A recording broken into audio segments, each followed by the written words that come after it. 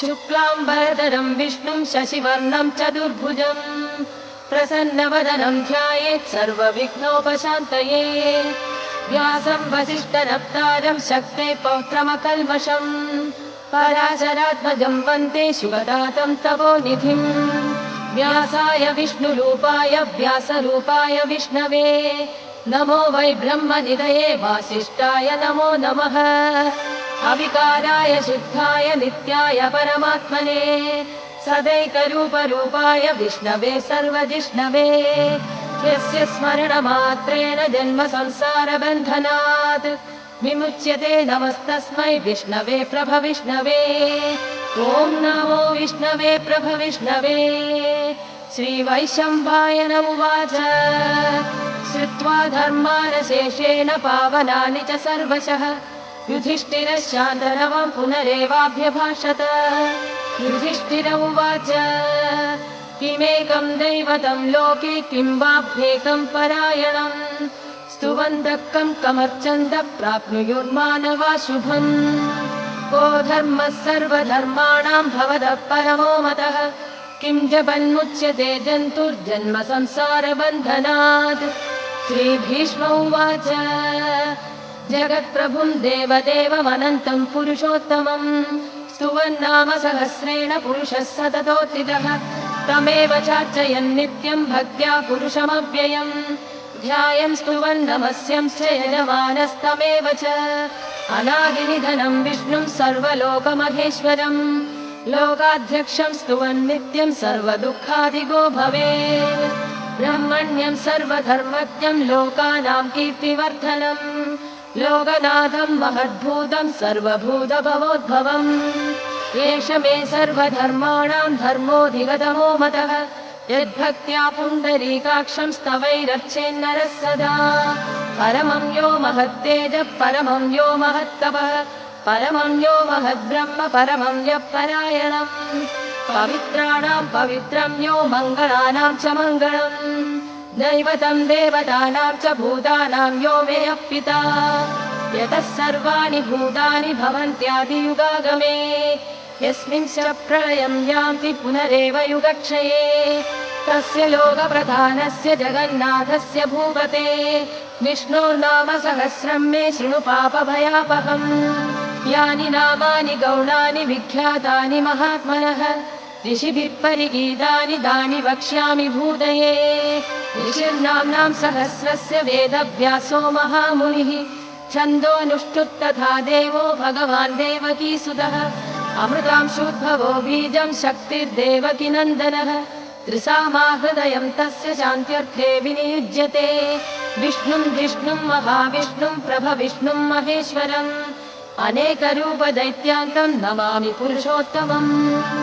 अस्य श्रीविष्णोर्दिव्यसहस्रनामस्तोत्रमहामन्त्रस्य श्रीवेदव्यासो भगवान् ऋषिः अनुष्टुप्छन्दः श्रीमहाविष्णुः परमात्मा श्रीमन्नारायणो देवता अमृतांशुद्भवो भानुरिति बीजम् देवकीनन्दनः सैतेति शक्तिः उद्भवः क्षोभणो देव इति परमो मन्त्रः शङ्खबृन्नन्दगी चक्रीति कीलकम् शार्ङ्गधन्वा गदाधर इत्यस्त्रम् रथाङ्गपाणिरक्षोभ्य इति नेत्रम् त्रिसामा सामगः सामेति कवचम् आनन्दं परब्रह्मेति योनिः ऋतुः सुदर्शनः काल इति दिग्बन्धः श्रीविश्वरूप इति ध्यानम् श्रीमहाविष्णुप्रीत्यर्थे सहस्रनाम जपे विनियोगः ध्यानम्। क्षीरोद्गण्डप्रदेशेषु शिमणिविलसत्सैकते मौक्तिकानाम् मालाक्लुप्तासनस्थस्फटिकमणिनिभैर्मौक्तिकैर्मण्डिताङ्गः शुभ्रैरभ्रैरदभ्रैरुपरि विरचितैर्मुक्तपीयूषवर्षैः आनन्देन पुनीरादलिनगता शङ्खपाणिर्मुकुन्दः उत्पादं यस्य नाभिर्वियतसुरनिलश्चन्द्रसूर्यौ च नेत्रे कर्णावाशा शिरोद्योर्मुखमपि दहनो यस्य वास्थेयमब्धिः अन्धस्थं यस्य विश्वं सुरनरखगो भोगि गन्धर्वदैत्यैः चित्रं रम्यते तं त्रिभुवनवपुषं विष्णुमीशं नमामि। ॐ नमो भगवते वासुदेवाय। शान्ताकारं भुजगशयनं पद्मनाभं सुरेशं विश्वाकारं गगनसदृशं मेघवर्णं शुभाङ्गं लक्ष्मीकान्तं कमलनयनं योगिहृद्यानगम्यं वन्दे विष्णुं भवभयहरं सर्वलोकैकनाथं। मेघश्यामं पीतकौसेयवासं श्रीवत्साङ्गं कौस्तुभोद्भासिताङ्गं पुण्योपेदं पुण्डरीकायदाक्षं विष्णुं वन्दे सर्वलोकैकनाथम्। नमः समस्तभूतानामादिभूताय भूभृते अनेकरूपरूपाय विष्णवे प्रभविष्णवे सशङ्खचक्रं सकिरीटकुण्डलं सपीतवस्त्रं सरसीरुलेक्षणं सहारवक्षस्थलशोभिकौस्तुभं नमामि विष्णुं शिरसा चतुर्भुजम्। छायायां पारिजातस्य हेमसिंहासनोपरि आसीनमम्बुजश्याममायताक्षमलङ्कृतम् चन्द्राननं चतुर्बाहुं श्रीवत्साङ्गितवक्षसं रुक्मिणी सत्यभामाभ्यां सहितं कृष्णमाश्रये।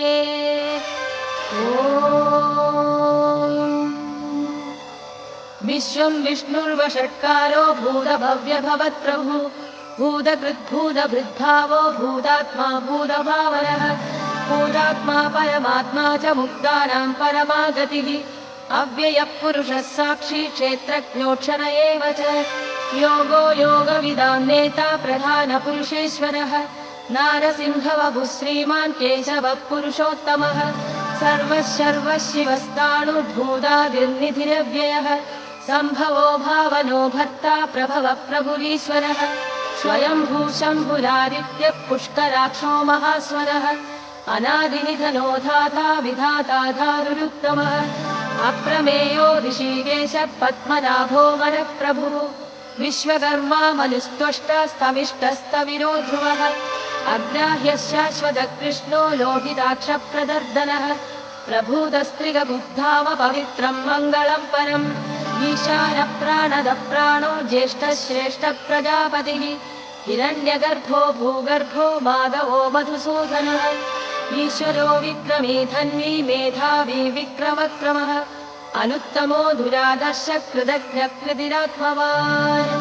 सुरेशः शरणं शर्म विश्वरेता प्रजाभवः अहः संवत्सरो व्याळः प्रत्ययः सर्वदर्शनः अजः सर्वेश्वरः सिद्धः सिद्धिः सर्वादिरच्युतः वृषाकपिरमेयात्मा सर्वयोगविनिस्मृतः वसुर्वसुमदा सत्यः समात्मा सम्मितिः समः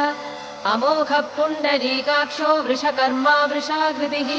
रुद्रो बहुशिरा बभ्रुर्विश्वयोनिः शुचिश्रवाः अमृतः शाश्वतस्थाणुर्वरारोहो महातपाः सर्वगः सर्वविद्वानुर्विश्वक्सेनो जनार्दनः वेदो वेदविदव्यङ्गो वेदाङ्गो वेदवित्कविः लोकाध्यक्षः सुराध्यक्षो धर्माध्यक्षः कृताकृतः चतुरात्मा चतुर्व्यूहश्चतुर्दंष्टश्चतुर्भुजः राजिष्णुर्भोजनं भोक्ता सहिष्णुर्जगदादिजः अनघो विजयो जेता विश्वयोनिः पुनर्वसुः उपेन्द्रो वामनप्रांशुरमोघः शुचिरूर्जितः अतीन्द्रः संग्रहः सर्गो धृतात्मा नियमो यमः वेद्यो वैद्यः सदा योगी वीरः माधवो मधुः अतीन्द्रियो महामायो महोत्साहो महाबलः महाबुद्धिर्महावीर्यो महाशक्तिर्महाद्युतिः अनिर्देश्य वपुः श्रीमान् अमेयात्मा महाद्विदृक् महेश्वासो महीभर्ता श्रीनिवासः सदां गतिः अनिरुद्धः सुरानन्दो गोविन्दो गोविदाम्पतिः मरीचिर्दमनो हंसः सुपर्णो भुजगोत्तमः हिरण्यनाभः सुतपां पद्मनाभः प्रजापतिः अमृत्युः सर्वदृक्सिंहः सन्धाता सन्धिमान् स्थिरः अजो दुर्मर्षणः शास्ता विश्रुतात्मा सुरारिः गुरुर्गुरुतमो धामः सत्यः सत्यपराक्रमः निमिषो निमिषः सर्गी वाचस्पतिरुदारधीः अग्रणीर्यामणि श्रीमान् न्यायो नेता समीरणः सहस्रमूर्धा विश्वात्मा सहस्राक्षः सहस्रपाद आवर्तनो निवृत्तात्मा संवृतः सम्प्रवर्धनः अहः संवर्तको वह्निरनिलो धरणीधरः सुप्रसादः प्रसन्नात्मा विश्वदृग्विश्वभुक् विभुः सत्कर्ता सत्कृतः साधुर्जग्मुर्नारायणो नरः असङ्ख्येयो प्रमेयात्मा विशिष्टः शिष्टकृच्छुचिः सिद्धार्थः सिद्धसङ्कल्पः सिद्धिदः सिद्धिसाधनः वृषाभि वृषभो विष्णुर्वृषपर्वा वृषोदरः वर्धनो वर्धमानश्च विविक्तः श्रुतिसागरः सुभुजो दुर्धरो वाग्मी महेन्द्रो वसुदो वसुः नैकरूपो बृहद्रूपः शिविविष्टप्रकाशनः ओजस्तेजो गिरिधरः प्रकाशात्मा प्रतापनः ऋद्धस्पष्टाक्षरो मन्द्रश्चन्द्रांशुर्भास्करद्युतिः अमृतांशुद्भवो भानुः शशबिन्दुः सुरेश्वरः औषधं जगदः सेतु सत्यधर्मपराक्रमः भूतभव्यभवन्नाथः पवनः पावनो नलः कामः कामकृत्तान्तः कामः कामप्रदप्रभुः युगादिकृद्युगावर्तो नैकमायो महाशनः अदृश्यो व्यक्तरूपश्च सहस्रजिदनन्दजित् इष्टो विशिष्टः शिष्टेष्टः शिखण्डी नहुषो वृषः क्रोधः क्रोधकृत्कर्ता विश्वबाहुर्महीधरः अच्युतप्रतिदः प्राणः प्राणदो वासवानुजः अपां निधिरधिष्ठानमप्रमत्तप्रतिष्ठितः स्कन्दस्कन्दधरो धुर्यो वरदो वायुवाहनः वासुदेवो बृहद्भानुरादिदेवः पुरन्दरः अशोकस्तारणस्तारः शूरः शौर्यर्जनेश्वरः अनुकूलः सदावर्तः पत्नी पद्मनिभेषणः पद्मनाभोरविन्दाक्षः पद्मगर्भः शरीरभृत् महद्भिर्रुद्धो वृद्धात्मा महाक्षो गरुडध्वजः अतुलः शरभो भीमः समयज्ञो हविर्हरिः सर्वलक्षणलक्षण्यो लक्ष्मीवान् समितिञ्जयः विक्षरो रोगितो मार्गो हेतुर्दामोदरः सहः महीधरो महाभागो वेगवानमिताशनः उद्भवः क्षोभणो देवः श्रीगर्भः परमेश्वरः करणं कारणं कर्ता विकर्ता गहनो गुहः व्यवसायो व्यवस्थानः संस्थानस्थानदो ध्रुवः परर्दिः परमस्पष्टस्तुष्टः पुष्टः शुभेक्षणः रामो विरामो विरतो मार्गो नेयो नयो नयः वीरः शक्तिमदां श्रेष्ठो धर्मो धर्मविदुत्तमः वैकुण्ठः पुरुषः प्राणः प्राणदः प्रणवः पृथुः हिरण्यगर्भः शत्रुघ्नो व्याप्तो वायुरथोक्षजः ऋतुः सुदर्शनः कालः परमेष्टि परिग्रहः उग्रः संवत्सरो दक्षो विश्रामो विश्वदक्षिणः विस्तारस्थावरस्थाणुप्रमाणं बीजमव्ययम् अर्थोऽनर्थो महाकोशो महाभोगो महाधनः अनिर्विण्णस्थविष्टो भूर्धर्मयूपो महामखः नक्षत्रनेमिर्नक्षत्री क्षमः समीहनः यज्ञयुज्यो महेज्यश्चक्रदुः सत्रं सदाङ्गदिः सर्वदर्शी विमुक्तात्मा सर्वज्ञो ज्ञानमुत्तमम् सुव्रतः सुमुखः सूक्ष्मः सुघोषः सुगतः सुहृद् मनोहरो जितक्रोधो वीरबाहुर्विदारणः स्वापनः सुवशो व्यापी नैकात्मा नैककर्मकृत् वत्सरो वत्सलो वत्सी रत्नगर्भो धनेश्वरः धर्मगुद्धर्मगृद्धर्मी सदसक्षरमक्षरम् अविज्ञाता सहस्रांशुर्विधाता कृतलक्षणः तपस्तिनेमिः सत्त्वस्थसिंहो भूतमहेश्वरः आदिदेवो महादेवो देवेशो देवभृद्गुरुः उत्तरो गोपतिर्गोप्ता ज्ञानगम्यः पुरातनः शरीरभूतभृद्भोक्ता कवीन्द्रो भूरिदक्षिणः सोमपो मृदवः सोमपुरुजित्पुरुषत्तमः विनयो जयः सत्यसन्धो दाशार्हः सात्वतापतिः जीवो विनयिता साक्षी मुकुन्दो मितविक्रमः अम्भो निधिरनन्दात्मा महोदतिशयोऽन्तकः अजो महार्घः स्वाभाव्यो जितामित्रप्रमोदनः आनन्दो नन्दनो नन्दः सत्यधर्मा त्रिविक्रमः महर्षिः कपिलाचार्य कृतज्ञो मेदिनीपतिः त्रिपदस्त्रिदशाध्यक्षो महाशृङ्गकृतान्तकृत् महावराहो गोविन्दः सुषेणः कनकाङ्गदी गुह्यो गभीरो गहनो गुप्तश्चक्रगदाधरः मेधास्वाङ्गो जितकृष्णो दृढः सङ्घर्षणोच्युतः वरुणो वारुणो वृक्षः पुष्कराक्षो महामनाः भगवान् भगहानन्दी वनमाली हलायुधः आदित्यो ज्योतिरादित्यः स विष्णुर्गतिसत्तमः सुधन्वाखण्डपरशुद्धारुणो द्रविणप्रदः दिवस्पृक् सर्वदृग्व्यासो वाचस्पतिरयो निजः विसामासामगः सामनिर्वाणं भेषजं भिषग् सन्न्यासकृत्यमशान्तो निष्ठा शान्तिः परायणम् शुभाङ्गः शान्तिदः स्रष्टा कुमुदः कुवलेशयः गोहितो गोपतिर्गोप्ता वृषभाक्षो वृषप्रियः अनिवर्ती निवृत्तात्मा संक्षेप्ता क्षेमतिः शिवः श्रीवत्सवक्षा श्रीवासः श्रीपतिः श्रीमदाम्बरः श्रीधः श्रीशः श्रीनिवासः श्रीनिधिः श्रीभावनः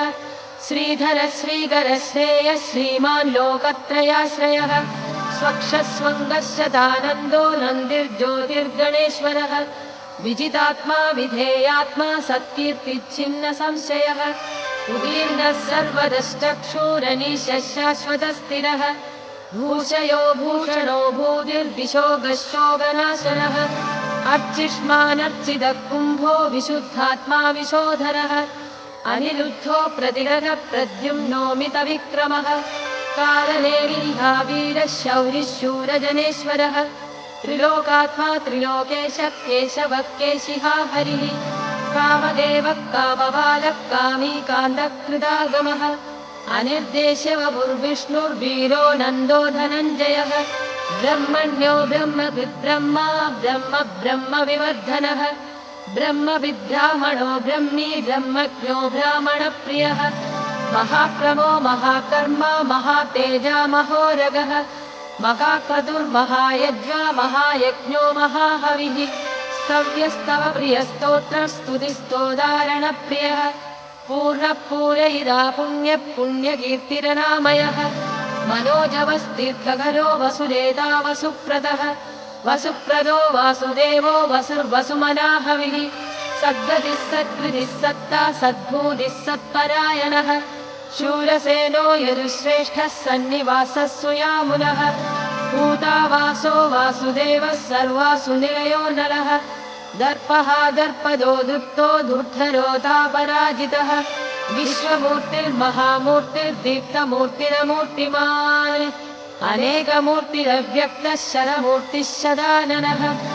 एको नैकः स वः किं यत्तत्पदमनुत्तमम् लोकबन्धुर्लोकनाथो माधवो भक्तवत्सलः सुवर्णवर्णो हेमाङ्गो वराङ्गश्चन्दनाङ्गदी वीरः विषमशून्यो वृथा क्षीरचलश्चलः अमानीमानदो मान्यो लोकस्वामी त्रिलोकदृग् सुमेधा मेधजो धन्यः सत्यमेधाधराधरः तेजो वृषोदितिधरः सर्वशास्त्रभृताम्बरः प्रग्रहो निग्रहो व्यग्रो नैकशृङ्गो गदाग्रजः चतुर्मूर्तिश्चतुर्बाहुश्चतुर्व्यूहश्चतुर्गतिः चतुरात्मा चतुर्भावश्चतुर्वेदविदेकपात् समावर्तो निवृत्तात्मा दुर्जयो दुरधिक्रमः दुर्लभो दुर्गमो दुर्गो दुरावासो दुरारिः शुभाङ्गो लोकसारङ्गः सुतन्तुस्तन्दुवर्धनः इन्द्रकर्मा महाकर्मा कृतकर्मा कृतागमः उद्भवः सुन्दरः सुन्दो रत्ननाभः सुलोचनः अर्को वाजसनः शृङ्गी जयन्तः सर्वविजयी सुवर्णबिन्दुरक्षोभ्यः सर्ववागीश्वरेश्वरः महाह्रदो महागर्तो महाभूतो महानिधिः कुमुदः कुन्दरः कुन्दः पर्जन्यः पावनो निलः अमृताशो मृदवपुः सर्वज्ञः सर्वतोमुखः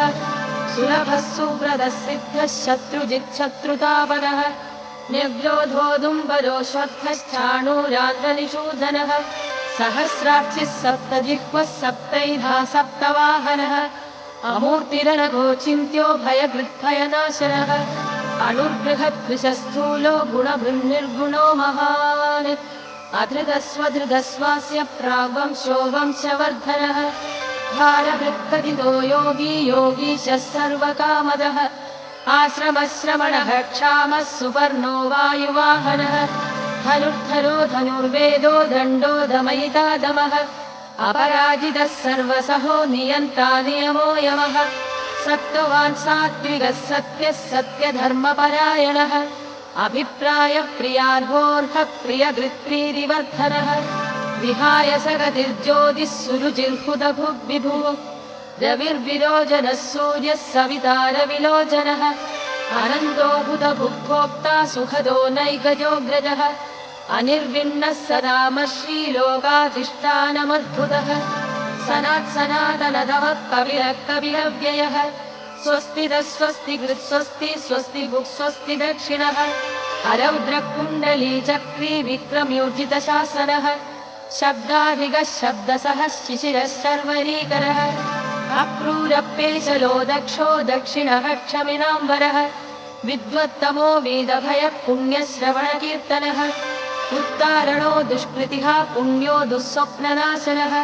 वीरः रक्षणः सन्तो जीवनः पर्यवस्थितः अनन्तरूपोऽनन्तश्रीर्जितमन्युर्भयापहः